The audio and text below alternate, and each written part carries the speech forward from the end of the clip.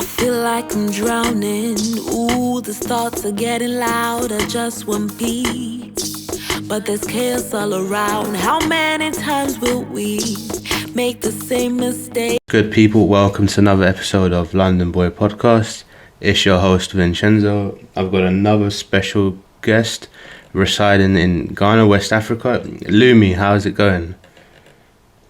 It's going well. I'm okay. How are you? Yeah, I'm great, thank you very much. You excited to be on the show today?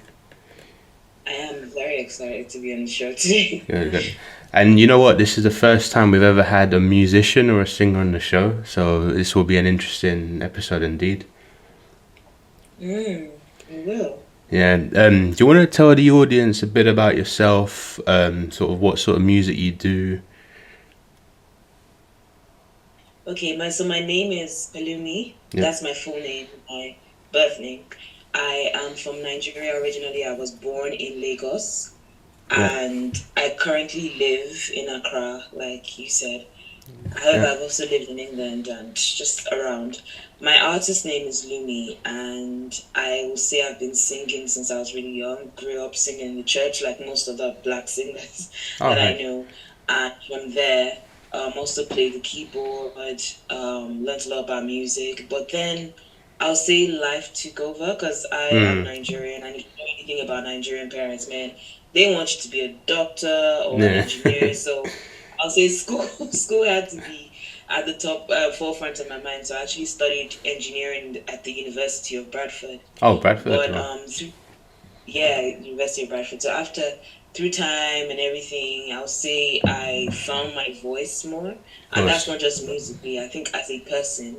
And I just had to lean towards what made me happy. Like music makes me happy. Singing makes me so happy, no matter how sad or how bad my day is.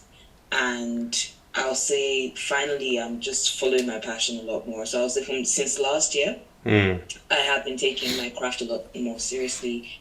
And I'll say part of the reason for moving to Ghana is just so that I can have more space, time away from family and influence, and just find myself as a person and also as an artist. And I'll say it has been going well. Ghana has been good to me. Oh, gotcha. And so how long have you been doing music as a hobby? All my life. Like I was born singing in church, singing at home, singing in school choir, and singing in front of people. I was leading like praise and worship in church and all that. So this was when I was really young, as a teenager. So I would say I've been singing all my life as a hobby. Even my uncle's an artist. Actually, he's not an artist like an artist, but he's a singer and he's trained a lot of artists and singers. So I grew up around him, and I can't remember exactly when I started singing for fun because I've always sang for fun. Oh, right. And I'm guessing you started taking it seriously like recently in the last few years?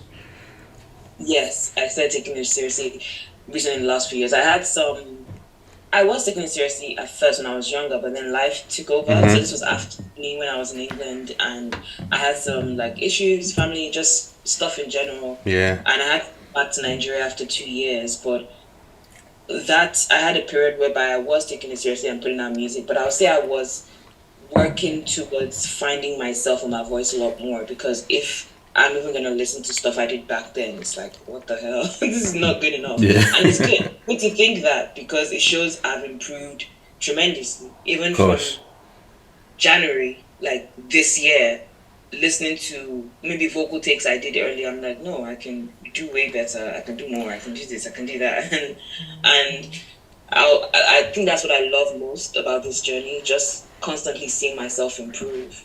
All right. And for the people that don't know, you mentioned your genre is what, R&B and soul? Yeah, it's more so Afrobeats. Yeah, that is definitely it. But I would say it's more Afro soul, kind of, because my voice is very jazzy. And at first, growing up, I really tried to sound like everybody else, and not me.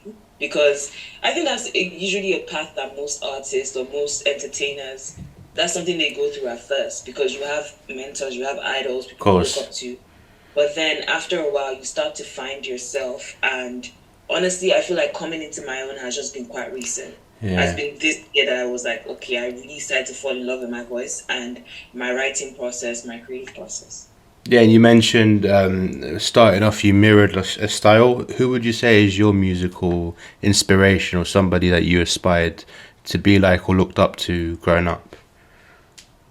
Then the funny thing is, I always laugh when people ask me this question Yeah. because I'm such a music head. I listen to so many artists. It's hard Mm. for me to pick one. Yeah. But I would say different styles, like performance wise, obviously Beyonce, Michael Jackson. Of I would course. say Yeah. that kind of like stage presence, performance, and putting on a show, which is what I would say I aspire to in the future. But in terms of singing and like voice type, vocal texture, growing up, a couple of people, Lauryn Hill, Lauren Hill. Yeah.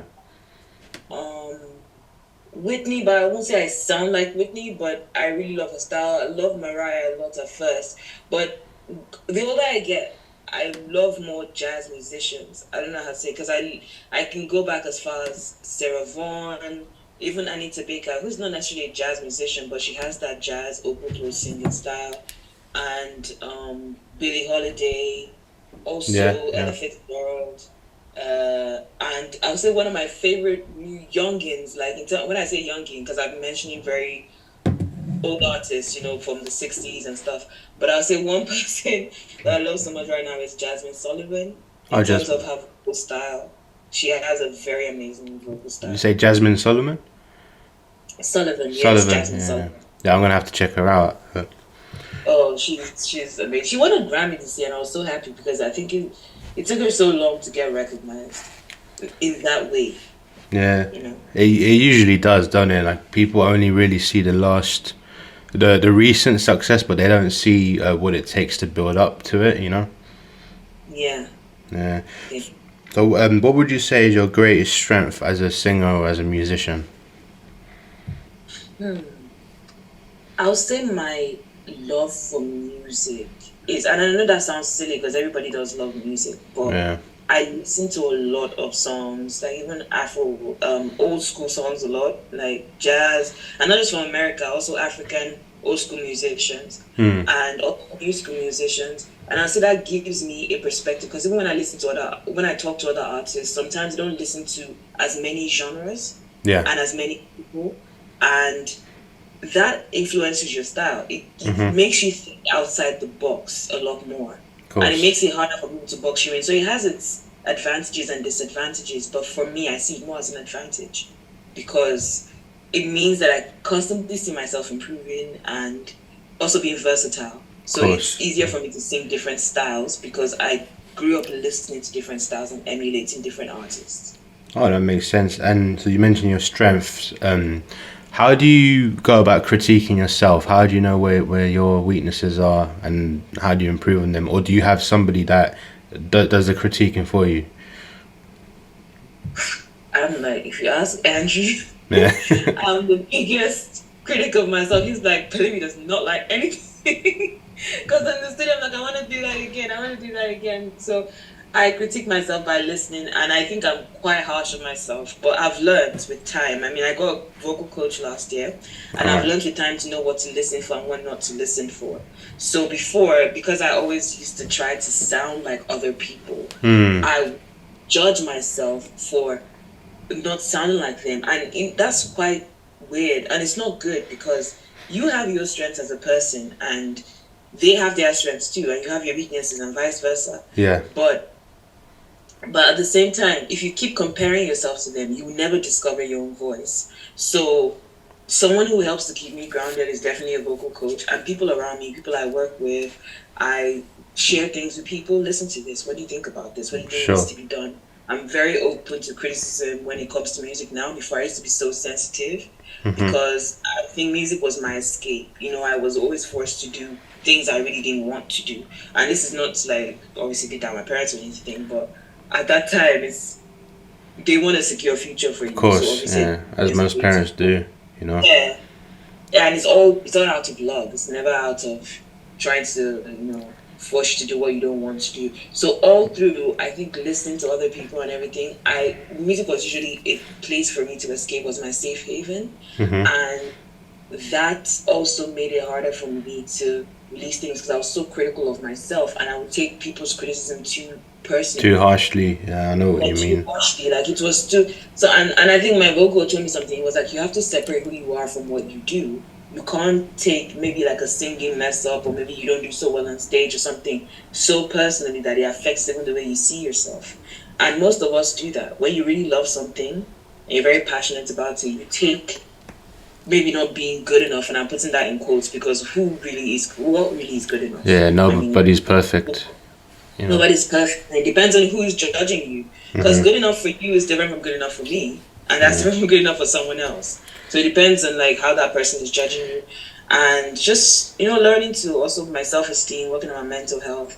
of That has course. also helped a lot. So Yeah, and you mentioned like separating yourself from like the work. So how do you like compartmentalize? Because personally, for myself, I find it hard to switch off from sort of work mode. So how do you sort of deal with that?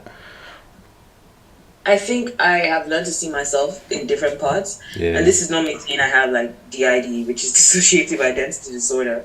But Mm. I think everybody has different parts of themselves, right? Yeah. You have the work you and the you that's a son to your Mm. parents, and you who is probably, if you don't have kids yet, who will be a father to your kids, Future assuming you had parent. Hmm. kids, or a lover, or a student if you're studying. The different aspects of us, and one way I've learned to honor that is also separating my artist name from me. So Okay. my Okay. name is, even though my name and artist name sound alike, Lumi is the artist and Lumi is the person, it's me at my core, you know what I mean? But that doesn't mean that the artist version of me is not me. It is also me, but Yeah. it helps me separate that, okay, Yeah. It's fine. just That's a version of you. Yeah, Yeah. and also another thing that helps is because I do other things as Mm. well. Even with work, I work in events, I work with this, so I get to be different things to different people, like different clients, which also helps to put things into perspective for me. Yeah. So you're still like authentically being yourself, but it's just like, but it's almost like being professional, right? Because you need to Yeah, adapt to different scenarios. You know. yeah, you really need to adapt to different scenarios. It definitely is like being, yeah, it's being a person. You have to adapt to different scenarios. You have to be Mm. very versatile. I know, and it also gives a break, sometimes because if you've been in the studio singing too much, it helps to do something else Yeah, for a you need to do while, something else and for a then bit. come back to it. Yeah, that makes sense. So yeah, so can you talk us through our creative process? So how does Lumi come up with ideas in the studio? How do you just create? How do you find the right beat and find the right melody to it? You know. Okay, so I play the keyboard as Hmm. well. So sometimes I could just be playing around, maybe playing with some chords, and then I can come up with something. Other times, like the last song I wrote, the most recent song I wrote that I just recorded, I was just on my balcony. Oh right. And I think it was after like Global Citizens I attended and everything. I was on my balcony and it just came to me. Sometimes it comes like that with inspiration, with music, but most times people don't really trust themselves to just allow Hmm. it to flow, which is one thing I've learned. Like a lot of songwriters, as a writer, you have to learn to just allow it to flow and not critique yourself while you're writing. It's different if you've recorded it already and then you're like, okay, fine, this is not good enough or that's not good enough, or before you get to the studio. But I just allow it to flow. Another thing is being around people is also very inspiring. Some people you just have great chemistry with Of them course. Yeah. and it's good to work with them. Other people not so much. But listening to music too inspires me a lot. Hmm. I can listen to a song, and it doesn't have to be by a big artist. It can just be someone here. I'm like, listen, I really like the way they did that, and it doesn't mean I steal it. I definitely don't steal it exactly, no. But listening to that gives you new ideas, so that helps to inspire me too. Like different ways of doing things, different ways of singing, different ways of bending notes. It's a fun process for me. Yeah. So you're saying like the inspiration first it comes naturally. You Yeah. let it flow, and then when you're sort of recording it, that's where you tweak it, right? Yes, that's when I tweak it. And Yeah. also while I'm writing it, I tweak it. But before, I used to tweak it so much that I won't have a song at the end of the day because I Yeah. overthink myself out of the whole process. Yeah, that's a And big issue. Overthinking. You think about it yeah, too much that you don't end up doing anything with it. you don't. Like, you really don't end up doing Mm. anything with it. So I'll think, and then I'll just not finish the song. And Yeah. now I've learned to just have more fun because when I'm actually listening to songs, a lot of songs, I mean, lyrically, some of the hit songs today are not necessarily the most deep or potent lyrically, and then it's so silly. Some songs are just vibes and inshallah. Some songs are more Mm. serious, getting your feelings. So you have to allow the song to come and just understand that, okay, this song is probably just a song that's not too deep. It's a fun song, and this one is more of a heartbreak song that gets people in their feelings, and the other one is more conscious and causes them to think. Just allow the music itself to dictate. Don't judge the music. Allow the music to settle, Mm. and right, right to it. Yeah, that's a very interesting way of doing it. And in terms of like distractions, how do you sort of get into sort of pure work mode? It's like, you hear certain artists, I don't know, like let's say Kanye, when he was recording one of his albums, he flew to Hawaii and he locked himself in a room. Like, how do you cut out distractions while you're creating? I think it's just getting in the zone Mm. of it. Like, for example, the thing about music to me feels more, it's a feeling more Yeah. than just what I hear. It definitely is a feeling. So when I'm in the zone, when I'm tapped in, or when I feel like something is coming, I allow myself to be. Currently, it's easier for me because I live alone. I got So you. I don't necessarily need to fly anywhere. I could just be in my apartment by myself, and then it comes. I can put my phone on silent. I'm actually quite good at setting boundaries when it comes to my phone because I just don't feel social media is good for your mental health. And 100%. also talking too much sometimes, like, because I also noticed that when I used to just talk all the time, I talked more than I actually did things. I talked more about them Mm. than I did them. But I've realized, okay, sometimes don't say everything yet and keep shut, like keep quiet and don't allow distractions. Put your phone away. Yeah, yeah. That's Just something very important. Put your phone away or even do it at night. I love writing at night or making music at night because I'm sure it's very weird for someone to call me at 1 a.m. No yeah, I one know what really you calls me. mean. So So my phone is not going to ring now. Someone can send a WhatsApp message or anything, but I'm not even going to check it. I don't get I'm not going to. I don't get the WhatsApp ping, the sound, no, nothing like that. I just put my phone away and I get to work. all right. Hopefully, if I can afford to travel to Hawaii to record, was definitely. Yeah, I'm that just that would be the joking, dream. but I'm not joking, but definitely I've thought about times of maybe going to the beach and just secluding myself. But right now, the place where I write the most or is when I'm by myself. Mm. And and I don't know something about my balcony. I live on the third floor, and even at my old place, I lived on the second floor. I like the view. I also like just being up there at night when everywhere is quiet and no one is saying anything, no one is doing anything. My phone's not buzzing, and I just allow the creativity to flow. Yeah. Another thing, I don't force it. You don't force it. Yeah, like let me give you an example. There's the Afrobeat song I told you about earlier before we started Mm-hmm. recording that I said I'm releasing soon. Yeah, yeah. I wrote the first verse of the song in 2017, and the rest of the song came January this year, All right. 2020.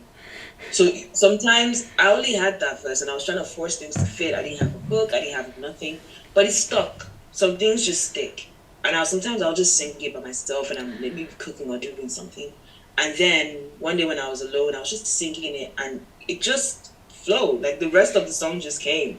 I really don't know how to explain it, but I'll say it's something that comes the more you practice. So the more you practice writing, even if you don't have an instrument, you can get beats on YouTube. You Mm. practice writing to them. You practice singing to them. That helps. So it helps for you to get more in the creative Of zone, course. and it's easy for you to just allow things to flow because you're used to it. Yeah, and I love how you mentioned practice. I don't know if you've heard of this, but there's a thing called 10,000 hour rule, which Yes. means that like it takes somebody like sort of 10,000 hours, which is pretty much 10 years of practice before like mastering a craft. Yeah. Yeah, I just thought that's interesting. Don't practice because that's the thing about people. You don't practice today and be like, okay, I haven't written a song in like 3 months. Let me try Mm. something. Even if you're not constantly writing, write poetry, write rhymes. That's if you want to be a songwriter. Not every singer is particularly a songwriter. Some people it's not their thing as much. But if you really want to write your own songs, practice that. And also figure out what works well for your voice. That's it. And don't write things because because it sounds good or you think it's going to be a hit or no one's going to listen to it. That used to be my problem as well. Now I don't like the song, nobody's going to like it. You don't know what people are going to like. There are 8 billion people on this planet and now they have the internet. So someone in China or someone in like Spain can stumble across your video on YouTube or a song on Spotify or somewhere and then they love it. There are artists that are not mainstream that I love listening to, or maybe it's just a song or two I like from their whole catalog.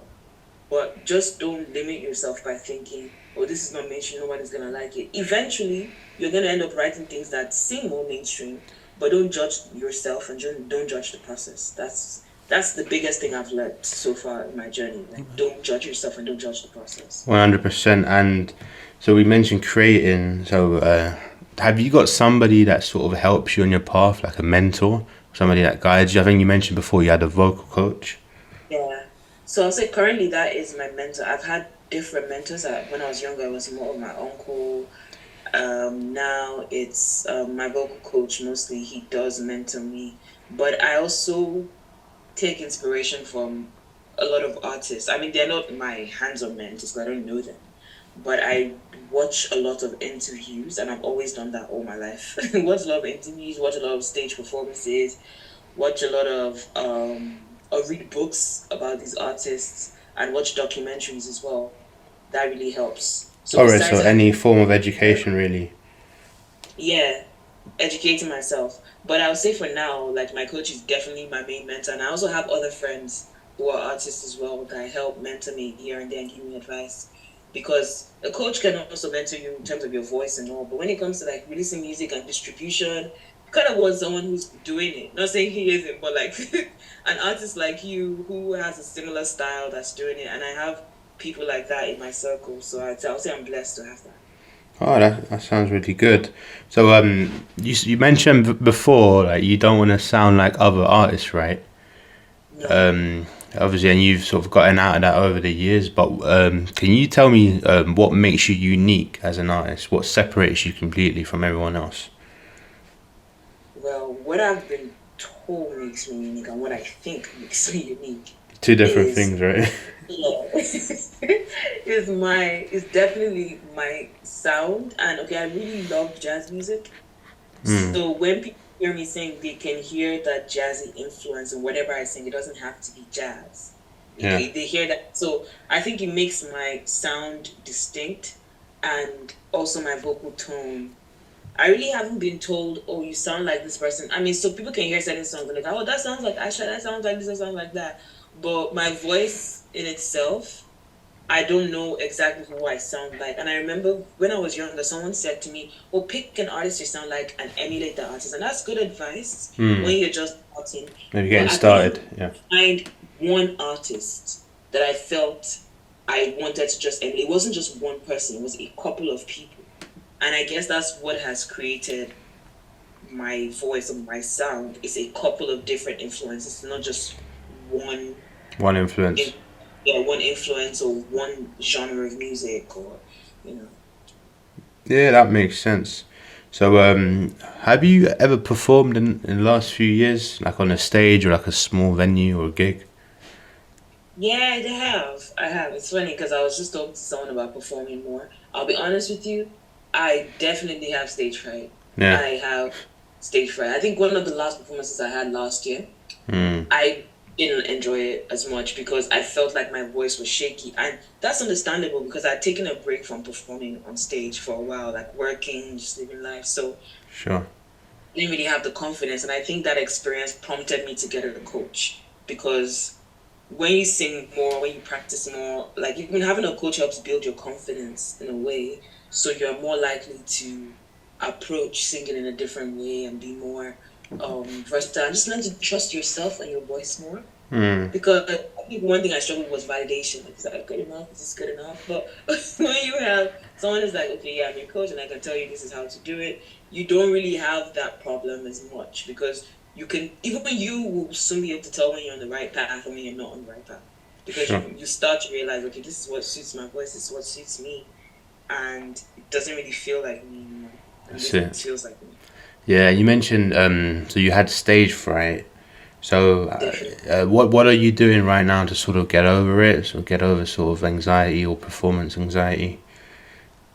First of all, overthinking is the biggest problem because Mm. I also noticed that sometimes because I've sung on many stages and I used to lead in church and different things. So I've had moments when I perform well and moments I don't feel like I perform so well. And I've realized that when I think too much before I go on stage, it affects my output. So for me, it's also learning how to, how do I say, manage my negative thoughts. Yeah. I don't know if you call it like managing, but I really learn how to control them because sometimes I find myself thinking I'm going to sing and I'm going to be nervous and this is going to, and I'm just like, wait a minute, you haven't even been on the stage yet. How can you just assume that? And what makes the stage so different from now? You sound good Mm. now.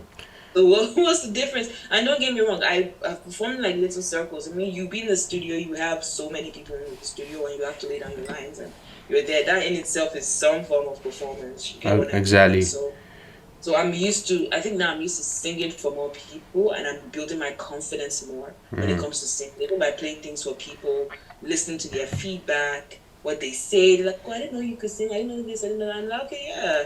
It makes you more confident. You know what I mean? So you're saying like don't overthink it and don't come But to like conclusions right before you've done it. yeah, and Yeah. also one thing I'm also learning is just to enjoy singing. Not like you know how people say human beings these days are um human doings, not human beings, or human thinkings, not human beings. It's like we don't know how to just be. To We just always live in the think we have moment. to Yeah. yeah. And that was my problem with singing. Like I didn't know how to just feel like I didn't have to overdo it to win people over and hit the highest notes and do the most vibrant. It was a bit unnecessary. Like, you don't need to do that. Your voice alone is okay. And mostly one thing I've learned also from being a songwriter Sure. is that the message is more important. So when I sing songs I write with a passion, I feel more connected to it. And it's more about the message, not trying to do some vocal acrobatics. So the whole even the vocal runs and riffs they are trying to do comes naturally from just being in the Mhm. flow. But I'm glad you see it that way. So you're doing it more out of passion and purpose rather than the sort of monetary aspect of it or the sort of I don't know how to put Definitely, it. definitely, because Yeah. for the longest time, I always felt like, oh, I had to be a star in this way, and I had to do this, and I had to sing like this or sound like this to get people to like me. And it wasn't. And normally, when you think like that, it's never just in one area of your life, right? Mm. It cuts With across everything. Yeah. with everything, with relationships, with I think it comes from definitely childhood, having to feel like, or for me, it came from my childhood, having to feel like I had to please my parents or do something to be good enough. The way I was raised, it was always like I had to be perfect or I had to meet their expectations. So I now started to project that inner parent within me because the thing is, once we listen to our parents talk and critique us and go do this and do that, we start to develop that voice within ourselves. So there's an inner parent within you. And I think I was Mm. projecting that onto other people. So Yeah. even when like for example, I could be on stage and someone makes a face and I'll think, oh, this person is so disappointed in the way I'm singing. And sometimes it's not even about you. Yeah. So you have to get out of that. You have to also be honest with yourself. How much of you or the judgment and the criticism you receive is actually just from you, or it's just a projection of you feeling like you're not good enough or people are not going to accept you. Yeah. That's. Yeah, what you said about money, so I just wanted to add that definitely I have other sources of income, like I mentioned. Mhm. So doing this now just for the fun of it is what keeps me grounded. Not saying I don't have hopes to become a big artist or just make money from music alone or make money from music. It's just I want to do it for the love of it For the because I love of think it. Yeah. if I think too much about just making money, I want to do something that sounds commercial and I end up Mm. sounding like other people all the time. Yeah. Yeah. It's funny you mentioned that because I know it's not it doesn't really relate, but even with this channel, I'm doing I used to do it purely for the clicks and the what's going to draw in an audience, what's going to draw in sort of customers for my products. But then I thought to myself, you know what? That's what demotivated me. What motivated me to get back on it and do it consistently is just the enjoyment of it. You know, you don't even think about the money. No, and it's you don't judge the process. You're just enjoying it. You're just Just being really enjoying doing it. it for the fun of it, and that's what you see when like first when an artist comes out or not and they blow and they have this like big, they become a sensation. At first, people will be like after a while they're like, oh, this person fell off. It doesn't feel real again because society kind of puts you in a box. They do. So, for example, I'll say as an underground artist or someone who's just even coming out, I have the luxury of being able to play with different sounds and play with different things. Now, if I already have a hit record and like a platinum album and all that, I know the sound that's expected of me. And it's very easy for me to keep playing in that direction as opposed to trying new things. Yeah. That's why you see people are afraid to try new things, and that also sucks because it's not easy for an artist to maintain a long career. Because when you think about it, what is popping now, the sound that's like really big right now, it's not going to be the same sound that's really big in the next 3 years. In the next year, with the way music is changing, there always seems to be a breakout artist in every year, and the styles are different, and everybody always wants to hop on the new style. Like with Afrobeats, it was always more a certain type of Afrobeats. Now is like amapiano with Afrobeats infused for Nigerian artists. So a lot of beats now, even when artists that usually used to sing soul music will want to hop on an amapiano beats because that's what's big right now. You get what I mean? Yeah, and it's funny you mentioned like don't just hop on like the popular trend, because a lot of artists that have been in the game for like 10, 15, 20 years, they're usually the ones that they revolutionize the sound rather than just hopped on the sound, you know? And they take risks. Like, let me give you an example. My biggest artist right now is Beyonce. Yeah. Right? New album, her Renaissance album. It was not like what people were expecting. I remember my producer was telling me, "Oh, I listened to it. It's only Church Girl I like because they had the hip hop influence." And I was like, "It's not a hip hop album.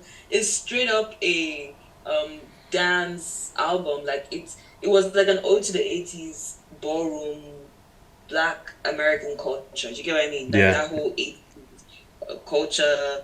The disco era. It's an ode to the disco era. So she was making disco music, and she's never really made a disco album before ever. She's mostly an R&B artist, does a bit of hip hop, pop music mostly. But now she decided to take that route, and I respected that. I think most people respected that about Beyonce because she had to understand not everybody's gonna like this album, but I don't care. But she's not afraid to take the risk. Yeah, and I know people say she has the luxury of doing that. She's Beyonce, but the thing is, the higher you climb, the harder the fall. The harder the fall. So the more you are of making mistakes or doing things that could potentially fail. You mentioned a bit about Beyonce, how she's trying a different sort of genre. She's taking risks. Yeah, that's just an example. And I know some people will be like, is it really a risk? She has a whole team, she has this, she has that. So I think she took a risk, but just across different artists, always coming up with new things, different sounds. But I'll say one thing though. The more you grow as an artist and you figure out what works for you and you develop your style, and it's a simple style, especially when you have a unique style, like for example, someone like Burna Boy. People really don't know how long it will take him to actually just develop that style and master it the way he has it right now. So it becomes a signature sound and style, and you tend to play more with that. And even your fans are not as forgiving when you do music that doesn't suit that style. And I think that's what people are afraid of, because you always have those loyal fans, and once they say, well, I don't really like this one, you know what I mean? But this album didn't do as well. I think she's falling off or he's falling off. That's the problem. But I'll say definitely reinventing yourself. That's what I was going to say, reinvent yourself. Yeah, it's something I aspire to do no matter how big I get, and I think it's possible for me to do that even when I get bigger, because it's naturally how I see myself. Like, I'm very big on mental health. I also have a mental health podcast. I counsel people and stuff. So I really feel like a way for us to stay sane in this world is to constantly reinvent ourselves and allow ourselves to change, because life changes you, things change, and it's very wrong to expect me to still be the same version of me that I was 5 years ago. It's not possible. And even you know, like and from a fan's point of view, you mentioned reinventing yourself. It's funny, like the artists that released big hits in the early 2000s, the ones that kept the same style, they're not as big as the ones that reinvented themselves. You know? exactly, and hop to the trend because life is changing. There are different Yeah. trends that are coming and going. So you have to learn. Okay, even if you want to be mainstream and you have your own unique style, sometimes you have to learn to hop on certain beats or trends or pass just to move with the wave because there definitely is a collective consciousness. And if you want to, how do I say, if you want to be successful, there are some songs they are going to do, and I don't really see it as selling out because some people say, "Oh yeah, he sold. I used to do R&B, and now he only does Afrobeats because of the money." I think you can look at it that way, but then again, people assume that artists only have one style, only like one style of music. I like different genres of music, rock, maybe not rock as much, but R&B, different aspects, soul, old school, Afro, like juju music, which is like original Nigerian music from the 60s, 70s. Yeah. What most people will know, you have Apala, you have different styles. So to now box an artist in and say, oh yeah, she used to do R&B and so on, now she's singing more faster songs and selling out. To me, it's silly because she probably likes those songs as well. You know what I mean? Maybe she needed to get a different songwriter to help. Yeah. But at the same time, it still comes from her soul because she enjoys that kind of music. And I think it's just what you enjoy. Yeah, and I think also the biggest component of it is making content that's staying true to yourself, you know? Yeah. 'Cause, yeah, because if you're doing it to please other people, please a listener, then you're not going to enjoy it. And when you don't enjoy it, you're not making the best music or best content that you can, you know? Yeah. Yeah, that makes sense. So yeah, this is going to be like a double-edged question. So as an artist, right, what has been your proudest accomplishment in the last 5 years?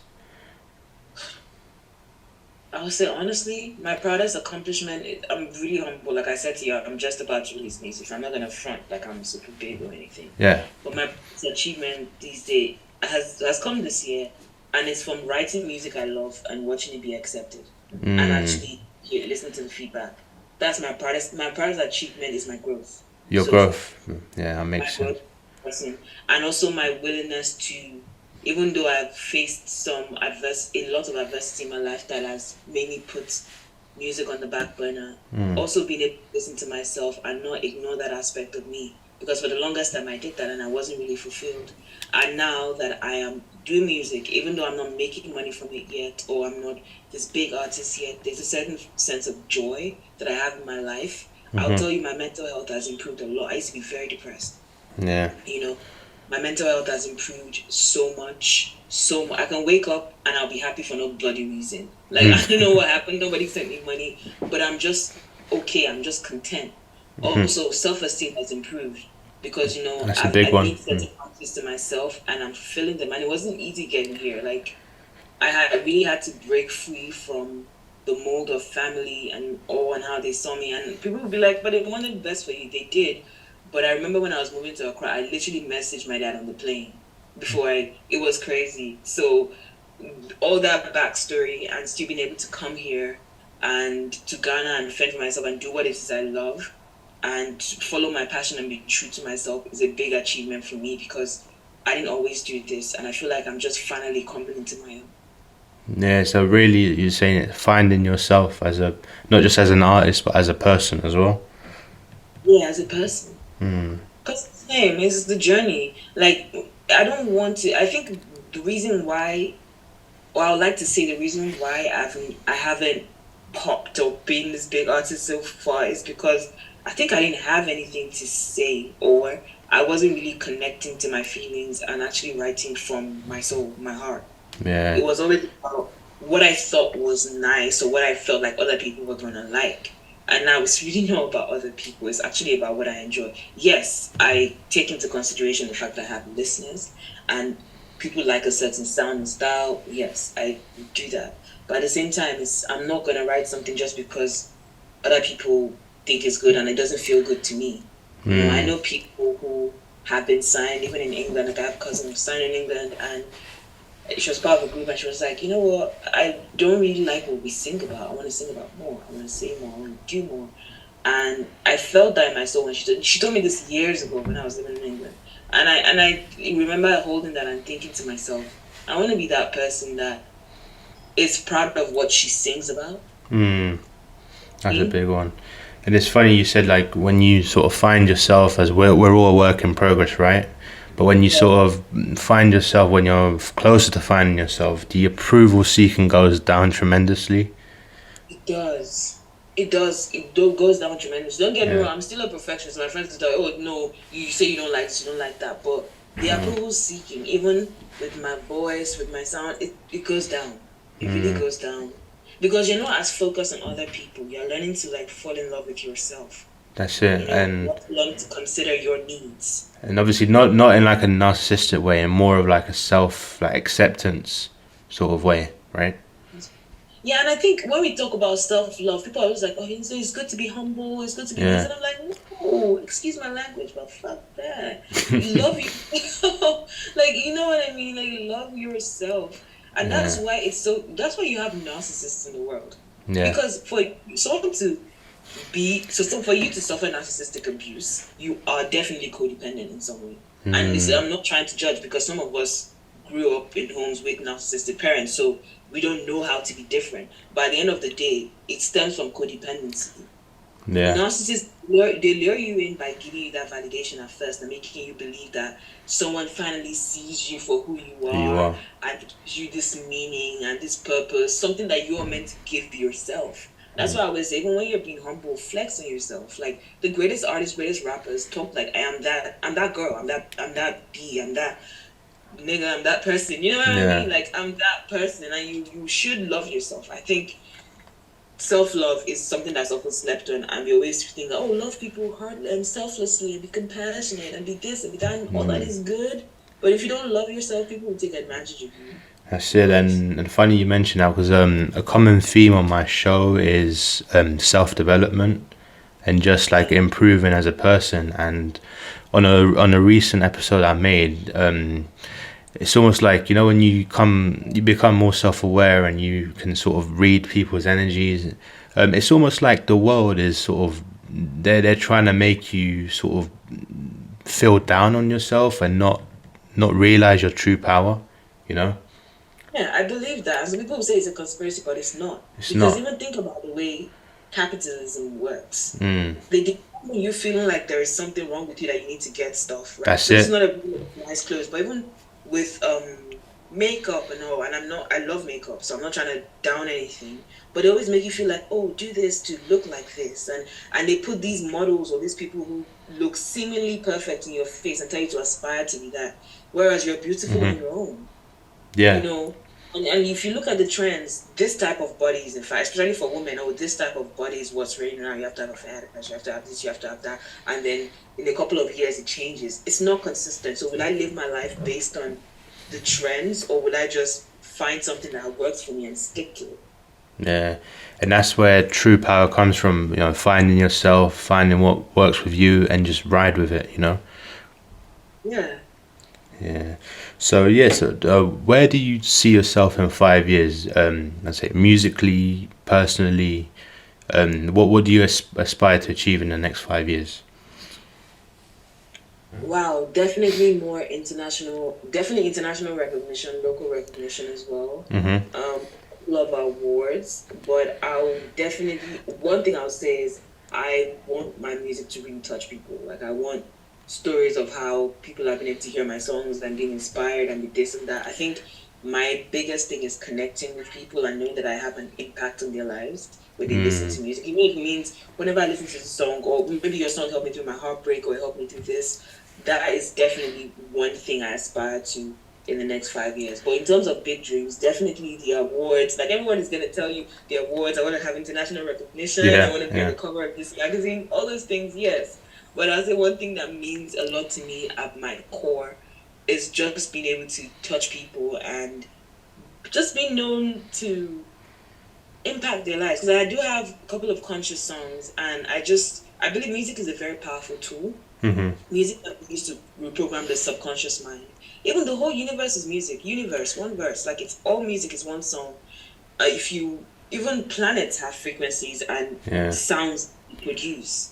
That's You know what I mean? it's So funny. It's funny you mentioned that. Like I always like to say that your brain is like an antenna, and everything you consume, media, music, information, it's all a frequency that programs your brain, basically.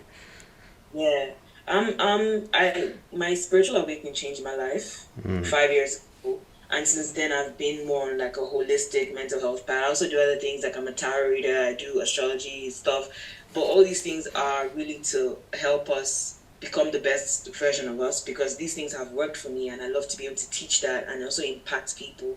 So I have songs whereby I'm not just singing about love and singing about there's nothing wrong with love, like everything is love, you know, Mm. but it's I also sing about things that inspire people, that cause them to think about maybe current political climate. About I have a song that says you are your own messiah.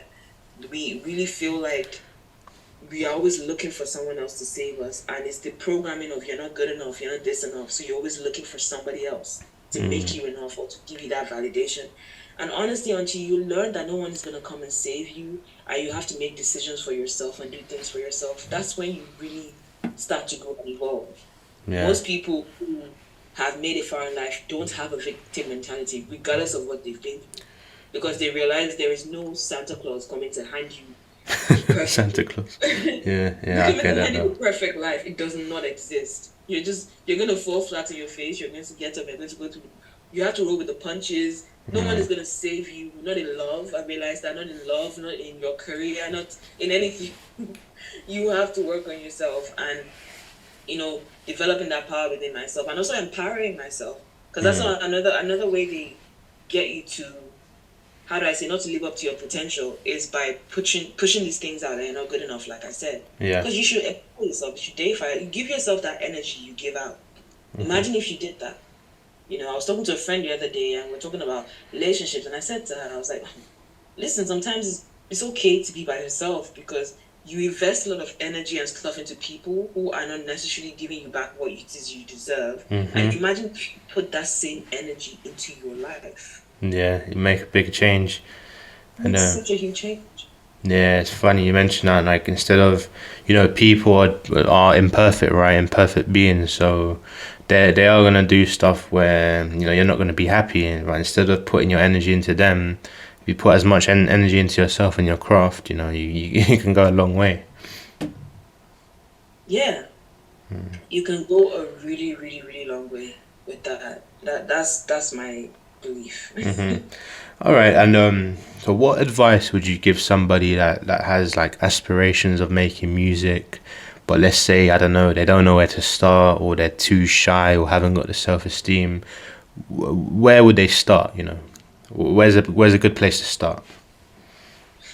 A good place to start, I wouldn't will be where it resonates with you. So first of all, I'll say if you really need to work on yourself or your skills or your voice, maybe get a coach, get Mm. someone to mentor you that is around you that can help influence you. Also, I'll say figure out what works for you. Mm-hmm. And if you are the kind of person who likes to write your music, practice writing. Yeah. And also, one thing I'll say that helps me on my journey that I'm still learning is accepting that it's okay to suck. To not be so good at first, because Yeah. that's what we often need to overcome in order to be better. At first, you're gonna suck, you're gonna fall flat on your face, you won't be good enough. Even when you're a major star, like their songs, how do I say? Some artists say that they record so many songs. Like for example, I heard that Beyonce on that album, I think the self-titled album, she recorded about 80 songs, but Wow. put out. Do you understand? Yeah. 80 put out there. Also, obviously, it's the best of the best of the best. But that means there's still some songs that never get released, that go unnoticed, that probably suck, that are not as good. But if artists condemn themselves based on those songs, they will never create what's good enough. So I definitely say practicing, allowing yourself to suck, and being around other people like minds, maybe joining a singing group or something, working with a band, find out where you can start performing. If you feel like your voice needs work, invest in yourself. I had to pay for a coach by myself, and I know people will be like, duh, but it was not small money for me at that time, especially course. since I was moving to Accra, trying to find a way. Hopefully, he agreed for me to make instrumental payments, but it's an investment into my life. You have to be willing to make that investment into yourself. Yeah, and I'm glad you said don't be afraid to fail, because like you said, like society tries to put you in a box. They make you feel like you're not allowed to fail, you know. But yeah, but Yeah. failure is what makes success, right? Yeah. Failure is definitely what makes success. And it's your perspective. Like I watched the King Richard movie yesterday, and I know Is, I'm late, but is that the one with but the Serena Williams and her sister? Serena Williams, and no Yeah. spoilers for people, but at the end, the final match of the film, Venus lost that match, right? But it launched her career. So Yeah. it was a failure to her in that moment. She cried, but her parents were like, listen, it wasn't a failure. You played the best in the world and you have not been competing. You haven't been playing for a while. So this is a success for you. And that launched her career and took her to the next level. Even though she lost the match, she still won. So the way we look at failure is like, it's only temporary. There are many hurdles. Yes, that one isn't going to work out, but it doesn't mean something else won't work out. You know? Yeah, and that's just life, right? It's a series of hurdles, but are you willing to make it to the other side of it, you know? And I also think believe in energy you put out to the universe. I know that sounds very like woo woo, but it's really my thing because Yeah. I think um things started to change more for me, and I started to meet more like-minded people when I stopped waiting for someone to save me. I always used to think I'll just sing and I'll be discovered, and oh my god, everything easy for me. But people who go through that, they end up in like shitty deals. They don't really like their labels because they haven't developed themselves. Do you get what I mean? So Exactly. if someone is coming to save you, the person can give you a 360 deal, and what leg do you have to stand on? Yeah, I heard a lot of bad stuff about 360 deals. Apparently, they take a cut out of everything. Yeah, like how much you're making is so small. Like I learned about Tony Braxton, right? So she signed this deal. I think it was one of her first deals. And they did not tell her that from the money they were supposedly offering her, they were going to deduct money for her videos, for her makeup, for everything down to maybe hotels, every single thing. They deducted it. So how much she actually got from the money was like, what was it, $2,000 or something at that time? And they Bloody promise hell. you all these things. They give you, oh yeah, this deal. But you hear it so many times on different artists, like TLC. At the height of their career, they had an interview. They were like, "Guys, we are broke," Oh, God. and they kept it real. They kept it, and this was at the height of their career because their was it Peaches, what's her name? Their like label was robbing them and stuff. So learning, that's something I'm definitely learning more about. Learning more about myself, music, and being more confident. You know what I mean? Of course. Of If you course. just in a hurry to blow up and to be big and to do this and to do that, you are more likely to get into a shitty deal if you're waiting for someone to come and save you. That's just the truth. Yeah, that makes sense. I agree with that 100%. And so what's your? I know you said you're into sort of R&B, jazz, soul, Afro beats, but is there a genre of music that you listen to that is completely different than what you're making? Oh yeah. Okay, so I when I say I listen to jazz, not just jazz singers, but I like psychedelic jazz, like John Coltrane, Alice Coltrane, Pharoah Sanders. So Yeah. that's there. But then other things I listen to that is different from what I'm making. I love high life music so much. I love Ebo Taylor, E.T. Mensah, people like Cardinal Rex Lawson, Victor Wifo. That is, I mean, that's still Afro, but it's high life music. I would say maybe some songs I do, I use the same influence. Yeah. So it's hard for me to say is there anything I listen to that I don't do. Oh, maybe rock music. Rock Because music. I like soft rock, but I can't imagine myself singing a rock Yeah. song. Like I was listening to Pink yesterday, and I was like, oh my god, this emo era of my life. And I used to listen to Pink, and just think I was depressed because she had some songs like I'm a hazard to myself. Don't let me get me. Please don't leave me. I used to. Yeah, she was quite popular at one point, right? Yeah, I was such a big Pink fan. Yeah, so I listened to some soft rock like Arctic Monkeys, different people. Yeah, I listened to that, but I won't say I make that music. And also Latin music. Yeah. Like I like Lina, you know. I'm trying to think of things that are very far from me because because I can't think of any other genre I will use. Or maybe, yeah, old school juju and Akbala music. You know, that's very like 70s, 80s in Nigeria, you know, and yeah, psychedelic rock from like bands like Mono Mono. They were making funk, yeah, funk music. I love funk. That's Yeah. the word. That's the word I was trying to remember. Funk music, yeah. Oh, great. So name me an artist that could be dead or alive, that like a dream collab that you like to collab with at one point. Just one. Just one. That's not fair. All right, Just name one. me. Okay, name me one that's alive and one that's dead, or one that's passed away. You know what? One artist that I'm thinking of right now is one of my favorite artists, Lagbaja. I don't think you know him, but he's a Nigerian old school artist. Is definitely one I'll say. Let me use old school, then new school. Old school, new One school. new school maybe like more someone that's very popular, Burner Boy, Burner or Boy. maybe Yeah. Jasmine Sullivan. If I'm going to go for international like American sound, yeah, definitely Jasmine Sullivan is a dream collab for me, definitely. And that Jasmine Sullivan, McBurner, then Dead, oh fella, no, it's Ella Fitzgerald, but I don't even know how that would sound. I don't think I can collab with her. But Fela Kuti, Michael Jackson, but these Michael are very, Jackson. very main ones. But let me give you one that you probably won't know. Who's a Ghanaian artist that died really young in 2018? Her name is Ebony. I really, really, really love her voice. Her name was Ebony. She passed away now. And I really, really love her voice. So I think that's one person that I would have liked to have a collaboration with. Oh, that sounds quite interesting. Yeah, some of these artists in this interview, I have to really look into them. Yeah, I don't like. It's so hard for people to tell me when it comes to music. Or what's your favorite genre or your favorite art? I don't have one favorite when it comes to music. It's like so many people, so many sounds. You know. Yeah, that makes sense.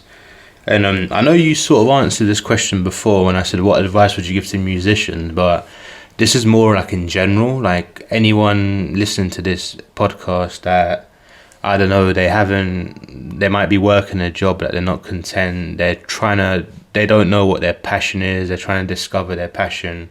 Where would you say is the best place to start? I was thinking about what you did in your childhood that made you happy. Yeah. With that. And it doesn't have to be exactly that because you can discover stuff later in life. But when you discover those things later in life, they're always in line with what you enjoy doing. Yeah. So giving advice is something I definitely have always enjoyed doing, and I'm even working with regards to that. Events, music, I've always liked that, and that's what I'm doing now. So paying attention to what it is you've always enjoyed. And I know this sounds cliche, but what you do for fun, people don't really see how their hobbies can generate something for them if it's not a very popular hobby like, oh, let's say producing or doing music or dancing or something like that. So you're saying also, last but not the least, also going through a process of self-discovery helps. You truly are learning to listen to yourself, learning to trust your intuition, and being honest with yourself. Like sometimes we really are stuck in this routine. I wake up every day, I do this for my friends, for my family, for my this, but it's like, what do you want? What do you really want? Yeah. You know, So ask yourself, like, what makes me happy? What do I want? What will make my life? How do I see my life? And don't think, oh, it's impossible. Just ask yourself, what do I want? Yeah, so you're saying the main thing is go back to, I don't know, your childhood, or go back to whatever makes you happy and see how you can do it as like a career, right?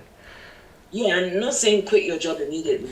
Like, obviously, there's a process, there's steps to this. People have side hustles for years before they finally quit their jobs and it becomes their main thing. You know what? So I won't say just like throw your whole safety net away and be homeless and like just be like, oh, I'm a starving artist. No, definitely have that safety net if for a while, you know, and envision the life you want. I really believe in the power of manifestation. Like, I think we really have the power to manifest our reality. But 100%. The thing is, we always expect it to look exactly like we envisioned it. And we don't trust the process. We don't trust life. And I don't know if I'm sure you heard of The Secret, right? Or the Law of Attraction and all that. Yeah. Funny enough, there are certain things that I've manifested in my own life where, like, I didn't even realize that I manifested them because I was so focused on the process. You don't realize it until you look back and think, oh crap, like I wrote all of these things down a few years ago, you know? Yeah. You wrote them a few years ago, and write that vision, have a vision board. Like these things, some people are like, oh, everybody says that, but it's so true. It is so, even like the way I moved to Ghana, the way I manifested it was like within 6 weeks. Like, I got a job that was gonna help me settle, even though I ended up leaving that job. But I found what I needed within 6 weeks to move. And this was a long time coming. It wasn't, I was just thinking, okay, I want to move somewhere, I want to live somewhere, I want to do something, I want to do that. But I didn't know exactly what I wanted to do and where. And I learned to trust the process. And there's this quote that says, if you realize how perfect your life is, or how perfect things are working out for you or working out in your favor, you look at the sky and laugh. And I know some of you be listening to this right now and be thinking, my life is not perfect, my life sucks, this is happening to me. But also understand that there are seasons in life. Yeah. And if I had, when I was going through my own like major depression, like for this time 5 years ago, oh my God, it was really bad.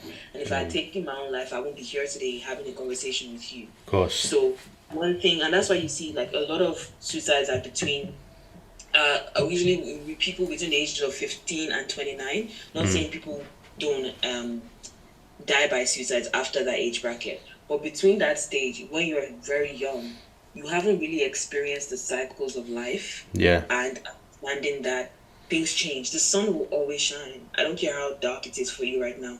There's going to be a change. Yeah. And it's funny you mentioned that age group, 15 to 29. That's the age where you're sort of finding yourself as a person, right? You're finding yourself. I mean, once you get, like, adulting is a scam. I love 20-something-year-olds. I'm 28. So, like, a lot of us are just like, oh, my God. Because when you're born, you have these expectations of life and you're taught these things. And in your 20s are so jarring for you because you realize a lot of things that you thought is like how you should be or how life is. It's not that way. And you are going to have to start learning something completely new. Some of us had to detox from a lot of trauma, go to therapy, heal this, heal that, to just reprogram our lives to be able to, be happy again and be content with ourselves. So definitely. And also just cut out distractions and crutches. I mean, if we are being very honest, we do things because we're just trying to hang on to feeling of normalcy or just being whole. And these things can even include going out. Like, at some point in my life, I didn't like to be by myself all the time. Yeah. But going through that dark phase of my life actually forced me to learn to be by myself. And that makes me very content now with doing my own thing and being alone and being able to, figure out things for myself. So being able to just cut out distractions and things that are not in alignment with you. And sounds corny, but knowing that you will be okay. Trust the process. Trust the process. Yeah. But yeah, that's great. I really enjoyed this interview. I feel like there's a lot of gems. And so in summary, what 3 main lessons would you want somebody to get from this interview? Yeah, from this interview. One thing, I said my age for a reason, and I know when a lot of artists drop, they will go back to being 21. I've never and the reason why is because that's another thing. Society makes you feel like you're expired or you can't make it or you can't be this once you're past a certain age. Yes, maybe if you are trying to be an athlete and you're in your 30s, I can understand why they will say that. But with things like music or even other things in life, like marriage or whatever it is you want, you can achieve it at your own time. Like, not everybody's going to be a star in their 20s, and that's fine. And when I'm kind of glad that didn't happen for me, because I would have gone down the path of just not knowing who I was, having to be in some like very toxic relationships and all, because I hadn't learned to figure out who I was. So one thing is, don't feel like it's too late to discover your dreams. Don't ever think it's too late to follow your passion. It's not too late. Don't believe what people tell you. Oh, you're this age. I remember even at 17, someone said to me, "Oh, you think you can become a singer?" Even someone at 12 is probably learning and training and is probably better than you. Yes, that's good for the 12-year-old. That's good for them. Yeah. The biggest artists today don't necessarily have the best voices. Not everybody sounds like Whitney. Not everybody has a certain style like Brenna, but something makes you you. And that's the thing about music, is creativity. There's something unique about you that you can add and infuse to whatever it is you're creating. And that brings me to my second point. Don't really shut out aspects of yourself that you feel like are not desirable. Work on your self-esteem. Work on your self-esteem. If you need therapy, get therapy. Work on yourself a lot, because when you learn to develop yourself and work on your self-esteem, it affects all areas of your life. And I'm not a pro. I'm still on this journey, so I'm not trying to talk to you like I've made it and I'm a super successful person. I am still on this journey, but one thing I can say has helped me is, number 1, realizing it's never too late. Number 2, working on my self-esteem. And number 3, investing in your dreams, because it's not going to be easy. you're going to have to invest time, you're going to have to invest money, you're going to have to cut certain corners or deny yourself or deprive yourself of certain things, and learning that that's a part of the process and it's okay. And when you truly love something, you really don't see it as depriving yourself. Yeah, and you'll find a way to do it as well. You find a way to do it, and you also see it as you're paying it forward. Mm-hmm. So what it is, let's say if you have to go back to school right now, and you're thinking, do I really have to do that? I have to do that. No, invest in yourself because you are paying it forward. It's an investment. Like, you are going to reap the rewards in future. Yeah. Definitely those three. Don't 100%. feel like it's too late. Work on your self-esteem and also invest in yourself. That's part of working on your self-esteem. Like, for example, therapy. So who say that's expensive? Yeah. It depends where you are. You can find like maybe cheaper forms of free therapy. But at the end of the day, if you really want to feel better, sometimes you're just gonna have to put that money down. That's it. You pay it forward, and then it's like an investment. You plant the seed now, then you reap the reward in the future.